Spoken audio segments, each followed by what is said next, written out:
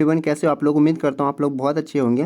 तो आज हम लोग क्लास 12th के फिजिक्स का पहला चैप्टर जो है विद्युत आवेश तथा क्षेत्र, इस चैप्टर के हम लोग आज 30 मोस्ट वीवीआई ऑब्जेक्टिव आज हम लोग यहाँ पे देखने वाले हैं। ठीक है, तो चलो वीडियो को करते हैं स्टार्ट। तो आज का जो हमारा सबसे पहला प्रश्न है वो ये प्रश्न है कि दो आवेशों के बीच विद्युतीय बल एवं गुरुत्वीय बलों के अनुपात निम्न में से किस रूप में होता है। ठीक है, यानी कि दो आवेशों के बीच विद्युतीय बल और जो गुरुत्वीय बल है इसका जो अनुपात होता है वो अनुपात कितना होता है, तो 10 की पावर 42 होता है, यानी कि एक ऑप्शन नंबर हो जाएगा ए। ठीक है, तो चलो अब नेक्स्ट क्वेश्चन की तरफ अगर हम लोग यहाँ पे चलते हैं। नेक्स्ट क्वेश्चन यहाँ पे हमारा ये है कि दो आवेश Q को मिलाने वाली रेखा के बीच एक आवेश Q रख दिया जाए तो आवेशों के इस व्यवस्था में संतुलन के लिए Q का मान कितना होना चाहिए। ठीक है, यानी कि दो आवेश है, दो आवेशों Q को मिलाने वाली रेखा के बीच एक आवेश Q को रखा जाए तो आवेशों की इस व्यवस्था में संतुलन के Q का मान कितना होगा। तो Q का जो मान होगा वो माइनस में Q अपॉन में 4 हो जाएगा, यानी कि 2 का ऑप्शन नंबर क्या हो जाएगा, बी हो जाएगा। तीसरा नंबर क्वेश्चन यहाँ पे ये है कि विद्युतीय द्विध्रुव आघूर्ण P एवं विद्युतीय क्षेत्र की तीव्रता E के बीच का कोण का मान कितना होगा कि द्विध्रुव जो है स्थिर साम्य अवस्था में स्थित होगा। तो देखो, जब भी अगर ये पे साम्य अवस्था में स्थिर रहेगा बोला जाए तो वो हमेशा कितना हो जाएगा, ऑप्शन नंबर डी यानी कि 0 हो जाएगा। ठीक है, यानी कि 3 का ऑप्शन नंबर कितना हो जाएगा, डी हो जाएगा, यानी कि कितना हो जाएगा यहाँ पे 0 हो जाएगा। ठीक है, नेक्स्ट क्वेश्चन हमारा ये है निम्नलिखित में से कौन सी राशि जो है भौतिक राशि है, मतलब कौन सी भौतिक राशि है, सदिश है, कौन सी भौतिक राशि जो है सदिश है। तो 4 का यहाँ पे ऑप्शन नंबर हो जाएगा डी, यानी कि जो विद्युत तीव्रता है ये हमारा क्या है, ये हमारा एक सदिश राशि है। ठीक है, विद्युत तीव्रता सदिश राशि है, बाकी विद्युत फ्लक्स, विद्युत विभव और विद्युत स्थिति ऊर्जा ये सब क्या है, ये सब हमारा एक अदिश राशि है। ठीक है, यानी विद्युत तीव्रता ही हमारा एक सदिश राशि, यानी कि 4 का ऑप्शन नंबर डी हो जाएगा। अगला यहाँ पे प्रश्न है कि वांडी ग्राफ जनित्र एक ऐसी युक्ति विद्युत स्थिति युक्ति है जिससे उत्पन्न होता है, यानी कि वांडी ग्राफ जनित्र। तो क्या था हमारा यहाँ पे प्रश्न कि वांडी ग्राफ जनित्र एक ऐसी विद्युत स्थिति युक्ति है जिससे उत्पन्न होता है, यानी कि वांडी ग्राफ जनित्र से क्या उत्पन्न होता है, तो इससे उत्पन्न होता है केवल उच्च वोल्टेज, केवल इससे उच्च वोल्टेज ही उत्पन्न होता है, यानी 5 का ऑप्शन नंबर क्या हो जाएगा, बी हो जाएगा। ठीक है, नेक्स्ट प्रश्न की तरफ चलते हैं।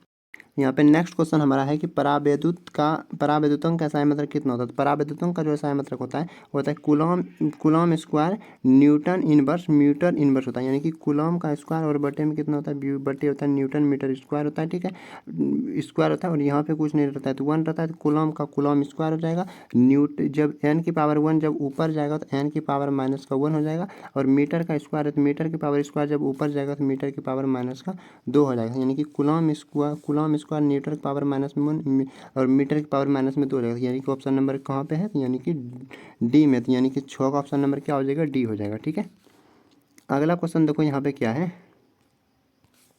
कि वायु में स्थिर इकाई धन आवेश से निकलने वाले संपूर्ण विद्युत फ्लक्स का मान कितना होता है। संपूर्ण विद्युत फ्लक्स का मान कितना हो जाएगा, तो वो हो जाएगा एप्सिलॉन नॉट की पावर इनवर्स में हो जाएगा, यानी कि 1 अपान में एप्सिलॉन नॉट होता है, तो एप्सिलॉन नॉट जब ऊपर चला जाएगा तो एप्सिलॉन नॉट की पावर इनवर्स बन जाएगा, यानी कि 2 7 का ऑप्शन नंबर कितना हो जाएगा, बी हो जाएगा। अगला क्वेश्चन यहाँ पे क्या है, अगला क्वेश्चन है कि प्रति इकाई आवेश पर लगने वाला बल को क्या करते हैं। ये सीधा विद्युत क्षेत्र का परिभाषा है कि प्रति इकाई आवेश पर लगने वाला बल को क्या कहते हैं, इसे विद्युत क्षेत्र कहते हैं। ठीक है, नेक्स्ट क्वेश्चन की तरफ चलते हैं। नेक्स्ट क्वेश्चन ये है, देख सकते हो 2023 में ये प्रश्न पूछा गया है कि आवेश का परिमाणीकरण दर्शाता है, यानी कि जो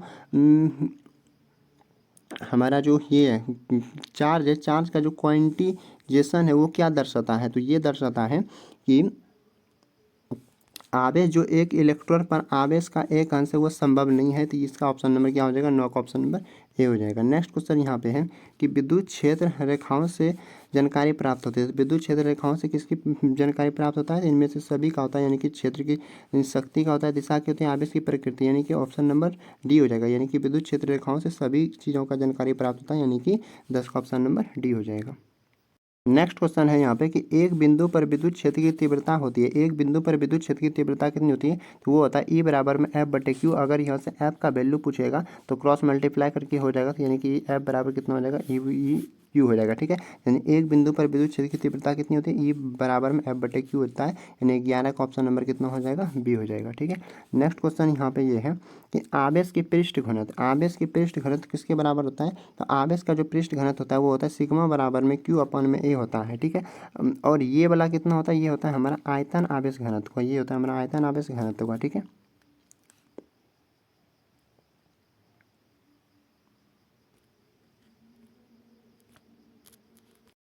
सॉरी, थोड़ा सा मैंने यहाँ पे गलत बोल दिया था। ये जो है ये आयतन आवेश घनत्व का नहीं है, यहाँ पे आवेश का जो पृष्ठीय घनत्व, आवेश का पृष्ठीय घनत्व ये होता है। ठीक है, मैं यहाँ पे चीज़ों पे थोड़ा मैं आपको एक्सप्लेन कर देता हूँ कि आवेश का पृष्ठीय घनत्व जो होता है ये होता है। लेकिन यहाँ पे अगर आपको रेखीय आवेश पूछा जाए तो रेखीय आवेश क्या होता है, वो ये होता है, यहाँ पे रेखीय आवेश जो होता है वो ये होता है, ये आवेश बटे का लंबाई होता है। ठीक है, ये होता है रेखीय आवेश, और पृष्ठीय आवेश आपका ये होता है। और आपका अगर पूछा जाए कि आयतन आवेश घनत्व कितना होता है, तो आयतन आवेश जो घनत्व होता है वो आपका ऐसे करके होता है इतना, और क्यू बटे में एल होता है। ठीक है, सॉरी, यहाँ पे एल नहीं होता है यहाँ पे, बल्कि यहाँ पे भी होता है। ठीक है, यानी कि यानी आवेश बटे में आयतन होता है, आवेश बटे में आयतन होता है, और ये ठीक है, और यहाँ पे कितना होता है, आवेश बटे में लंबाई होता है, और यहाँ पे आवेश बटे में क्षेत्रफल होता है। ठीक है, आवेश का पृष्ठीय घनत्व में।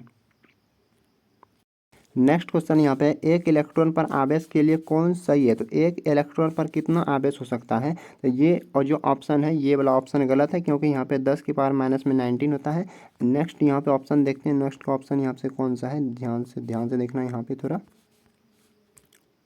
यहाँ पे देखो ऑप्शन क्या है, क्या बी नंबर ऑप्शन है, बी ऑप्शन भी नहीं है, क्या सी ऑप्शन है, सी ऑप्शन नहीं है, डी ऑप्शन जो है कि 1.602 इंटू 10 की पावर माइनस में 19 कूलम, यही है आपका ऑप्शन नंबर डी हो जाएगा सही उत्तर। ठीक है, अगला क्वेश्चन है कि विद्युत तीव्रता का संयंत्रक कितना होता है, तो विद्युत तीव्रता का जो संयंत्रक होता है न्यूटन बटे में कूलम होता है। ठीक है, न्यूटन बटे कूलम होता है विद्युत तीव्रता का संयंत्रक, यानी कि 14 का ऑप्शन नंबर हो जाएगा बी।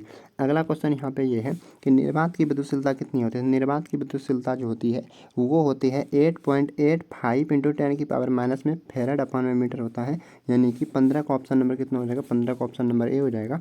अगला क्वेश्चन यहाँ पे ये है कि विद्युत द्विध्रुव आघूर्ण का संयंत्रक कितना हो जाएगा, देखो 2 साल लगातार पूछा है। ठीक है, 21-22 में विद्युत द्विध्रुव आघूर्ण का संयंत्रक जो होता है, विद्युत द्विध्रुव आघूर्ण का संयंत्रक होता है कूलम मीटर होता है। ठीक है ना, कूलम मीटर होता है, विद्युत द्विध्रुव आघूर्ण का संयंत्रक कितना होता है, बताओ, कूलम मीटर होता है। ठीक है, अगला क्वेश्चन यहाँ पे देखो क्या है कि कूलम के नियम का सदिश रूप क्या होता है, कूलम के नियम का सदिश रूप जो होता है वो यहाँ पे ऑप्शन नंबर ए जो दिया हुआ है यही हो जाएगा, यानी कि एफ बराबर 1/4 Q1 Q2 बटे में आर वेक्टर और बटे में मोड में आर वेक्टर का क्यूब हो जाएगा। ठीक है, यानी कि 17 का ऑप्शन नंबर कितना हो जाएगा, 17 का ऑप्शन नंबर ए हो जाएगा। अगला क्वेश्चन यहाँ पे ये है कि कूलम का जो बल होता है, कूलम का प्रमेय कौन सा है, तो कूलम का जो यहाँ पे प्रमेय है वो है ई बराबर में सिग्मा अपन में एप्सिलॉन नॉट, यानी कि 18 का ऑप्शन नंबर कितना हो जाएगा, ए हो जाएगा। ठीक है, चलो नेक्स्ट क्वेश्चन की तरफ चलते हैं। नेक्स्ट क्वेश्चन एक ये है कि एक धनावेशित कांच की छड़ किसी वस्तु को आकर्षित करती है तो वस्तु कैसी होनी चाहिए, क्या क्वेश्चन बोलता है, एक बार फिर से पढ़ो कि एक धनावेशित कांच की छड़ किसी वस्तु को आकर्षित करती है तो वस्तु कैसी होनी चाहिए, तो वस्तु जो है ऋणावेशित या धनावेशित दोनों हो सकती है। ठीक है, ऋणावेशित भी हो सकता है, धनावेशित भी हो सकता है। ठीक है, नेक्स्ट क्वेश्चन की तरफ चलते हैं। नेक्स्ट क्वेश्चन है कि एक धनावेशित वस्तु रखता है, तो एक धनावेशित वस्तु जो होता है वो रखता है कम इलेक्ट्रॉन, एक जो धनावेशित वस्तु होता है वो क्या रखता है, वो कम इलेक्ट्रॉन रखता है। ठीक है, अगर ऋणावेशित वस्तु रहता है, तो ऋणावेशित अगर वस्तु रखता है तो वह अधिक इलेक्ट्रॉन हो जाता है, यानी कि तब आपका ये होता है। अन्यथा अगर यहाँ पे क्या बोला गया है, धनावेशित वस्तु रखता है, धनावेशित वस्तु कौन रखता है, जब जो जिसमें कम इलेक्ट्रॉन होता है। ठीक है, वो रखता है, यानी कि 20 का ऑप्शन नंबर कितना हो जाएगा, 20 का ऑप्शन नंबर बी हो जाएगा।